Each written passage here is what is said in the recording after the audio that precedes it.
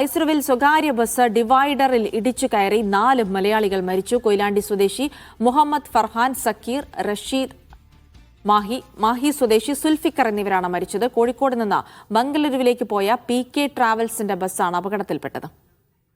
Sameer C Muhammad വിവരങ്ങൾ നൽകും. സമീർ, വളരെ ദാരുണമായ ഒരു അപകട കാരണം എന്താണ് എന്ന് വ്യക്തമാകുന്നുണ്ട്. ഒപ്പം തന്നെ മറ്റു കാര്യങ്ങൾ, ഇവരുടെ മൃതദേഹം നാട്ടിലേക്ക് കൊണ്ടുവരുന്നതടക്കമുള്ള കാര്യങ്ങളിൽ തീരുമാനമെടുത്തോ? ചിൽസി, അത് ദാരുണമായ സംഭവം തന്നെയാണ് ഉണ്ടായിട്ടുള്ളത്. ഇന്നലെ രാത്രി 8 മണിക്ക് കോഴിക്കോട് നിന്ന് യാത്ര തിരിച്ച് ഇന്ന് രാവിലെ 6 മണിക്ക് ബംഗളൂരു എത്തിച്ചേരേണ്ടതായിരുന്നു PK ട്രാവൽസിൻ്റെ ഈ ബസ്. അതാണ് ഇത്തരത്തിലുള്ളൊരു അപകടത്തിലേക്ക് നീങ്ങുകയും അതിൽ 4 പേർക്ക് ദാരുണാന്ത്യം സംഭവിക്കുകയും ചെയ്തിരിക്കുന്നത്. കോഴിക്കോട് സ്വദേശികൾ ഉൾപ്പെടെയുള്ളവരാണ് അപകടത്തിൽപ്പെട്ടത്. അതിൽ മാഹി സ്വദേശി, അതുപോലെ തന്നെ കൊയിലാണ്ടി സ്വദേശി, അങ്ങനെ 4 പേരാണ് മരിച്ചിരിക്കുന്നത്. കൊയിലാണ്ടി സ്വദേശിയായിട്ടുള്ള മുഹമ്മദ് ഫർഹാൻ, അതുപോലെ മാഹി സ്വദേശിയായിട്ടുള്ള സുൽഫിക്കർ എന്നിവരും മരണപ്പെട്ടവരിൽ ഉൾപ്പെടുന്നുണ്ട്. കൂടാതെ ബംഗളൂരുവിൽ ജോലി ചെയ്യുന്ന ആടുകൂടിയിൽ ജോലി ചെയ്യുന്ന സക്കീർ, അതുപോലെ ബംഗളൂരുവിലെ കലാശി പാളയത്ത് ജോലി ചെയ്യുന്ന റഷീദ് എന്നിവരും മരണപ്പെട്ടവരിൽ ഉൾപ്പെടുന്നു.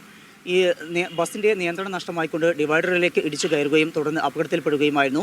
ഇതിൻ്റെ അപകട കാരണം എന്താണ് എന്നത് വ്യക്തതയില്ല. ഡ്രൈവർ ഉറങ്ങിപ്പോയതാണോ ഈ അപകട കാരണം എന്ന് പരിശോധിക്കുന്നുണ്ട്. അതുപോലെ തന്നെ അതിൻ്റെ ടയർ പഞ്ചറായിക്കൊണ്ട് ആ ഒരു വശത്തേക്ക് നീങ്ങുകയും അങ്ങനെ അത് ഡിവൈഡറിലേക്ക് ഇടിച്ചു കയറിയതാണോ എന്നുള്ള സംശയം നിലനിൽക്കുന്നുണ്ട്. അതുമായി ബന്ധപ്പെട്ടുള്ള നടപടികൾ ആരംഭിച്ചിട്ടുണ്ട്.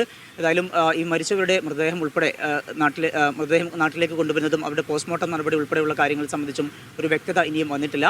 അതുമായി ബന്ധപ്പെട്ട് മൈസൂർ പോലീസാണ് തുടർ നടപടികൾ സ്വീകരിച്ചു വരിക. ഒപ്പം തന്നെ അതുമായി ബന്ധപ്പെട്ട് കൂടുതൽ നടപടികൾക്ക് വേണ്ടിക്കൊണ്ട് കോഴിക്കോട് പോലീസുമായും അതുപോലെ തന്നെ PK ട്രാവൽസുമായും മൈസൂർ പോലീസ് ബന്ധപ്പെട്ടിട്ടുണ്ട്.